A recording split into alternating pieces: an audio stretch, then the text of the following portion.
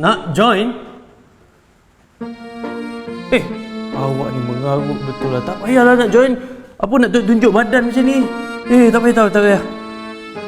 Lah bang, kita bukannya nak bina badan nak besar sangat pun bang. Abang tengok ni. Li push up sikit je lagi, confirm dia orang menangis. Sikit je sampai sini je. Jangan ingat abang tak tahu pertandingan tunjuk-tunjuk badan macam ni nampakkan aurat tu tak? Berdosa hukumnya. Abang, pertandingan lelaki je kot. Bukan ada benda nak tunjuk pun. Tak kisahlah lelaki ke perempuan ke, aurat tu tetap aurat. Jangan bagi malu abang. Baru nak feeling macho. Tak payah nak feeling macho sangat. Nak feeling macho tu tunjuk ibadah pada Allah. Itu baru bagus, baru betul. Yang badan. Awak ni bukan abang tak tahu ni nak tunjuk dekat girlfriend awak tu kan. Awak nak balas dendam kan tak habis-habis. Bang, tak baik tau tuduh kita dendam. Cubalah husnuzon sikit. Banyaklah husnuzon. Dah lah abang nak mandi. Dah jangan mengada masuk pertandingan tu Berdosa tu tak? Alah tolonglah support dah sikit bang. Ish. Astaghfirullahalazim. Allahu Akbar.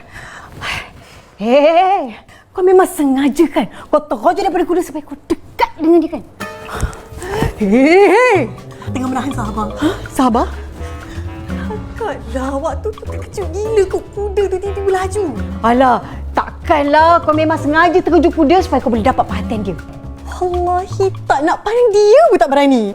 Takkanlah. Mesti tengok sikit. Lepas tu kau buat apa tu? Sinar mata. Astagfirullahaladzim. Dengar ni Aku memang tak minat dia. Full stop. Yeah! Boleh duduk. Sekarang kita kena fikirkan macam mana kita nak dapatkan dia. Bukan kita Kak Aisyah nak dapatkan dia. Dia tu nak layan perempuan pun tak. Itulah. Dah lah susah nak pada perempuan. Apatah lagi nak layan. Kita yang nak teka dia ni, iman kita pun dia bergoyang. Dia punya iman kukuh. Apa ni? Satu hari nanti Kak Aisyah akan menang hati dia. Kak Aisyah akan menang di dunia, tapi Fatimah akan menang di akhirat. Allahu Akbar. Ya Allah, ya Rahman, ya Rahim. Jas. Nak pergi mana ni? Just nak pergi masjid kejap. Jumpa Jihad. Alang-alang tu nak pergi asar sekali lah dekat sana.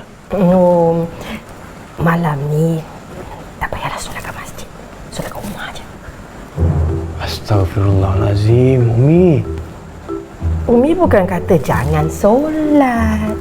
Umi kata solat kat rumah aja. Malam ni Umi buat dinner. Kalau Umi nak datang, Umi nak kenalkan anak-anak Umi.